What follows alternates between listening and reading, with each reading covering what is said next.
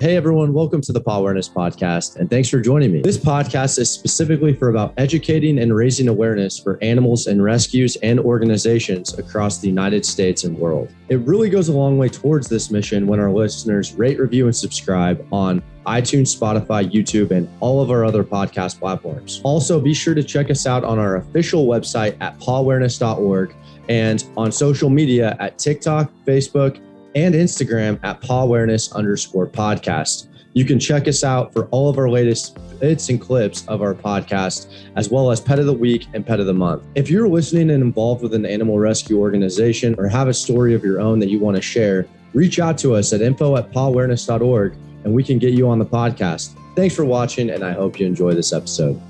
Hey everyone, welcome to today's episode of the Pawareness Podcast. Today I'm excited to get to sit down and talk with Krista Almqvist, the Executive Director of Badass Animal Rescue. And I want to thank you so much for coming on. And I'm just excited to sit down and talk with you. Go ahead. I'm just going to pass it over, introduce yourself and more about the organization. Yeah, great. Thanks for having me and Badass. We're excited to be here today. So I'm Krista. I'm the Executive Director of Badass Animal Rescue. We are based out of Brooklyn, New York. We were founded in 2011 by Sarah Cross and Eva Armstrong, who both had a passion for dogs and wanted to do a little bit more than just donate and spend some time helping dogs here in New York. So they created Badass. And in the last 11 years, we have rescued about 3,400 dogs. We are an all-breed rescue. We save dogs from high-kill shelters in the rural South. That's our primary focus. So we go where the need is greatest, and we save the dogs in greatest need.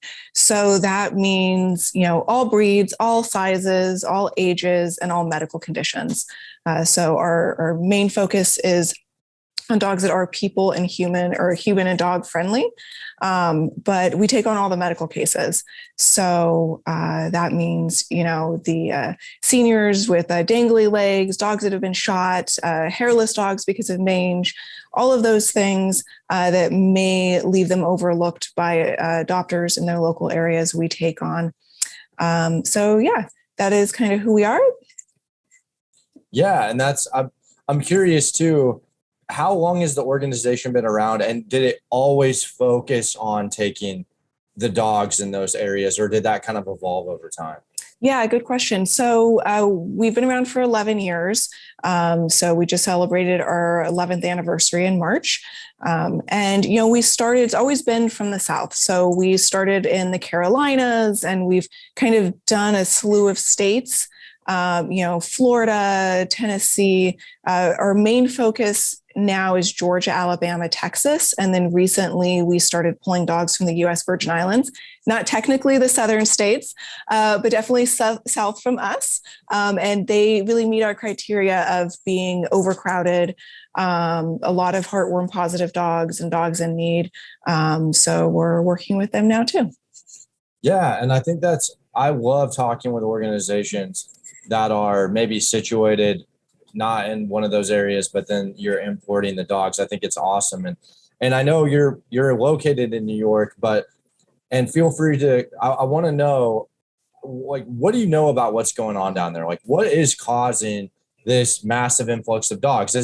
I just talked with an organization in Texas and how there's some coming up from Mexico. I know that maybe that's an issue, but what are you seeing? Yeah, it is, there's differences in different areas that we pull from, but by and large, I think that one of the differences that you see in the southern states versus New York City, for example, is the kind of idea of what a dog is in your life, right? Here in New York, dogs are given better lives than some people in other areas, right? Yeah. Really. And they're really treated like family and as a part of that. I know many dog owners in the South that are the same way. But by and large, you have communities where dogs have been used for work, right? So hound dogs are used for hunting. Cattle dogs are used for herding. You have dogs that have a more traditional idea of these are working dogs, or dogs stay outside. They don't live in the home with you. So you have a different attitude and approach towards dog ownership. And then I think another main factor, especially, we pull from Dallas, which is a little bit different. It's a larger municipal shelter, but still a huge stray dog problem. And then you go to our rural areas in Vidalia, Georgia, and Selma, Alabama. And a lot of the shelters are next to the water treatment facility or the dump. They're animal holding facilities. They're not shelters like you think about when you walk into like an ASPCA or Best Friends shelter, right? Those are, air conditioned and cleaned and all of those sort of things. These really are animal control facilities where dogs are picked up, they're put there, they have a certain amount of days to survive. So it's a different mentality, how the government looks at animal ownership and animal welfare and strays. And then you have also a mentality, you see a lot of dogs just being dumped on the street at the end of hunting season. Hound dogs get dropped off in the woods. So you have a lot of hound dogs running around, starving, getting into trouble. So yeah, there's a lot of stray dogs. There's a lot of, it's okay to leave them there. It's okay to dump them at the shelter. Different kind of mentality. Whereas here in New York, if you see a stray dog running around Brooklyn, there's 50 people running after it. Like that dog must be owned. Stray dogs are pretty rare here. And can you comment on the process, like that whole process from getting the dog from Texas or whatever to you guys? I mean, that sounds pretty arduous. Yeah, absolutely. So we're very like on the ground rescue. So we go to each of our partner locations every year and visit all of the shelters and rescue dogs. When we do that, we go down, we meet them, we spend time with them. Sometimes we'll spend multiple days with one dog because they need that. But we spend time with all the dogs, getting to know them, introducing them to other dogs. We're all trained. Everybody goes through some training before they're allowed to do that.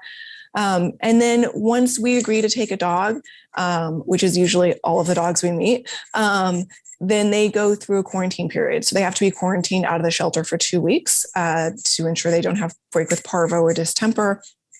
And then they're vetted. So they get their initial round of vaccines, they're spayed and neutered, they're heartworm tested, they're started on preventatives. If they have things going on like an ear infection, or they need a dental because they have an abscess growing, any sort of kind of known medical condition, is that treatment is started there in the South, just to alleviate any pain or anything that's going on. And then they're in foster homes in the South for 2 weeks, or sometimes longer. And then there are professional transport companies that we use that will transport the dogs directly here to New York. And occasionally we drive our van down and fill that with 30 dogs and drive it up ourselves. Whoa. Okay. And I'm curious too, like you say that you're running on donations. What do you think, or what do you know of is the average cost that you guys have to take from getting that dog all the way from wherever in the South to by the time it goes out your door? Do you know that number? Oh yeah. Yep. What is that? I'm curious. Yeah. So our average cost for 2021 was $750 per dog. Per dog. My God. So that's just like transport, basic vetting, spay and neuter, supplies that we have to do, and then kind of a second round of vetting. And that's going to go up this year because everything is going up. Gas prices are creating transport, hike in costs there. And it does kind of slowly crawl up every year. Wow. That is, I would, if I had to guess, I knew it was higher, but I didn't. And the person getting the dogs from you guys, I mean, what's that look like for them? I mean, they're not paying $750, right? Like, no. So our adoption fee is $550. Okay. Nice. So it covers part of it. And I will say, we treat at least 75 dogs for heartworm every year. That costs anywhere between $1,000 to $2,000. Wow. So we really focus on medical needs and go above and beyond. Last year, we provided 35 surgeries or special care cases. So that's a variety of, emergency surgeries that were needed or kind of other ongoing medical care, cancer removal, all of those sort of things. We've provided 35 of those cases, and those cost anywhere between I would say average 2,000 to 10,000, but some of them cost even more. So what you're getting when you adopt a dog from us isn't just general basic vetting. We've done whatever it is that dog needs to get them ready for adoption. We've taken care of. And I think that is probably a partial vetting process too. Like you guys probably, I'm assuming here, but probably have pretty low like return rates where it's like, hey, this dog isn't for me or whatever. I mean, that's paying, $550. It's like, let me think about this. It makes the person before adopting like, hey, actually, let me actually sit down and think about this, which I think is a great thing. So I think that's awesome that you guys are doing that. Yeah. Yeah. It's an upfront investment. There's a lot of ways to adopt dogs, and we of course believe in all of them. And walking into your shelter, and they have adoption fee waive days and discount. I think it's important to think about and for people to realize, of course, like if that is how you want to get your next dog or cat, we 100% support that. But just be prepared that there are additional costs that come with that. All of those sort of vetting needs. So just take that into consideration as well, no matter where you're adopting from. Yeah, that's great advice. And are there any programs that your organization's working on, or like what's that like, whether it's with the end user or in the community? Like, how does that look for you guys? Yeah. So when we talk about programs, we talk about the care that we provide to dogs. So our heartworm program, our major medical program, our senior dog program, our hospice program, and then also we have our training program. So we provide a lot of, board and train and in foster home one-on-one training as well for the dogs to get them ready. Post-adoption, I like to say, there are two really important things to our founders. One, the mission-driven rescue, where we're saving the dogs in greatest need. And the other aspect that was super important then that is today is the community that we've built. So to us, it's super important to have a strong community for fosters, volunteers, as well as adopters. So it has been a cornerstone of what makes Badass so badass is that we have a super supportive community of adopters and our outreach program. So once you adopt from us, you never have to be alone in caring for your dog. We have a super supportive team that can help provide recommendations, advice. We work with a number of trainers here in New York City that are excellent, that really understand rescue dogs and work with a lot of our dogs that a lot of our adopters use. So we provide post-adoption all of those resources and support to our community. And it's very supportive. We've had adopters whose, their dog is going through something medically with a high price tag, and they will post that in our private group. And people are very generous and giving to support each other there as well. That's amazing. Yeah, that's awesome that you guys have that, like a group too. That's really cool. I think more rescues should do that. And what would you say is I wanted to ask too, you mentioned how you have some like dog programs, like senior dogs, hospice. You mentioned a couple of other ones. What does that entail? Like what does that mean, I guess? Yeah, so that means, those are the areas of rescue or programs that we focus on. So we take a lot of heartworm positive dogs and treat those dogs. We take on the major medical cases or senior dogs. Last year we saved 23 senior dogs out of the 276, 23 of them were seniors. And that means that we're providing the extra care that those dogs need. It's a dentals, just extra. The seniors always need more medical care and attention. And so, we have fosters, that specialize in taking care of either medical dogs, behavior dogs, or senior dogs. And so for those fosters that focus on behavior dogs, we provide additional training. So they get to go to group training classes, or we have different opportunities where they work directly with trainers to learn about dog behavior and expand their skill set. So that's part of our training program. And then, for our volunteers as well, we provide a lot of different training opportunities as well, and, information sessions with different vets on different, common medical things that we treat. What do you think makes Badass Rescue able to take on these cases? Like, what are some things, I guess, that you guys are doing well, or things that you have in place that make that possible? Yeah, that's a very good question. Right, kind of a bigger question. It is. I'd say, I think our foundation is really strong. We are so fortunate to have a foundation of really amazing volunteers and fosters who really believe in our mission. I think being mission driven makes a big difference, because we're always putting our mission and those programs and the things we believe in first, which means putting the dogs before anything else. Our most important thing is the dogs, and making sure that, they're matched with the right people, be that fosters or adopters. We focus really on those relationships and prioritizing those. And I think just, we've been fortunate to build a community of people that believe in that mission and are supportive of us, and donate to us to allow us to do that.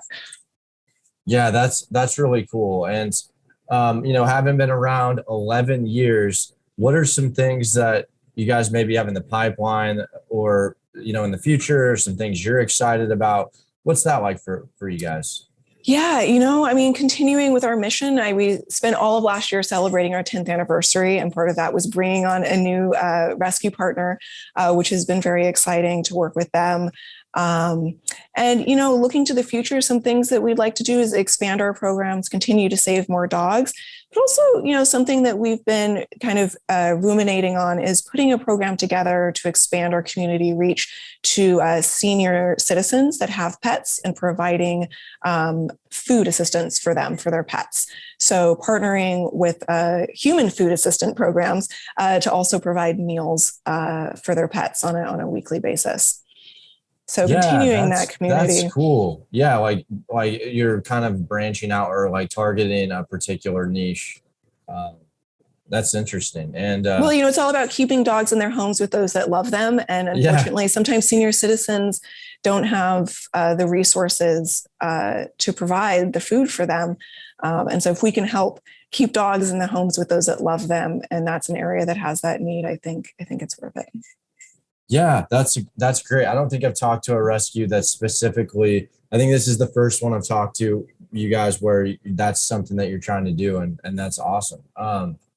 And I'm curious too, like, I guess this is a big question, but from what you've seen, if you could, I guess, have one thing, like, let's say unlimited money, like unlimited resources, what do you think could fix this crisis that's happening down in the South? Like, what are you seeing? Oh, wow. That is a big question. It's something that we talk about. When I say we, I mean me and the whole rescue community. Right, yeah, all the exactly. time. What can we do to fix this? What can we do? And we're making inroads in certain ways. I think a big part of it is education. I think a big part of it is reaching the community and letting them know that, like, spay and neuter is okay. Yeah. It's fine, yeah. Yeah. You see a lot of resistance to that. And then just, I think putting an education program in place, starting with the younger generations, I think will pay off. It's a long game investment, right? But I think educating them about animal ownership, about having pets, about the different aspects of rescue and responsible ownership would pay off. And then educating generally about spay and neuter, vaccinations, things like that. And then really, if you really want to accomplish all of that, you have to put programs in place to provide people with the resources, such as free vaccination clinics, free spay and neuter, put those programs in place so that people, no matter what their means are, they can keep their animals in their home with them. I think that's great advice. I mean, it's one of those things that, like you said, we talk about it and we have these conversations. How much do you think has to do with politics and the government? Do you think that they can help us out? Do you think like trying to go that route is not the right way, or do you think it is the way? What do you think about that? It's really complicated for each area. We rescue in the rural South, and everything there is political, and the mayor and the sheriff and who knows who, and will we be allowed in the shelter this time because someone pissed someone off, right? Yeah. So there's very local politics that play into it. And then you have larger scale politics, right? So you have state level politics where the state overall is making a push, and you hear from the governor and the leaders there that yes, animal welfare is important, and like spay and neuter is important, and they put a program in place I think would actually have a huge impact. And I think there would be a ripple down effect to the smaller, more local communities. But it's a challenge. It is definitely a challenge because people aren't always aligned in what that means. Yeah, I like to ask that question, and it's like, because it's good to just have that combo, because to actually to climb up the political ladder is going to take time and energy. So it's just trying good to see if it's going to even make a dent if you get up that high. So and do local, that's the education, right? Educate your local community. So if you can get something on the ballot that makes, not chaining dogs outside illegal, you can vote, the community can vote on that and enact that. So there, it's complicated. Yes. Yeah, it is. Okay. Well, where can people find you guys at? Where are you guys at online? Yeah. So we have a website, badassanimalrescue.com. We're on Facebook and we're on Instagram. So Badass Animal Rescue across the board. Awesome. And that'll be in the link in the description below. Awesome. Check it out. Everybody check it out. I want to thank you so much for coming on, Krista. It was great talking with you, and I love what you guys are doing. Great. Thank you. Thanks for having us.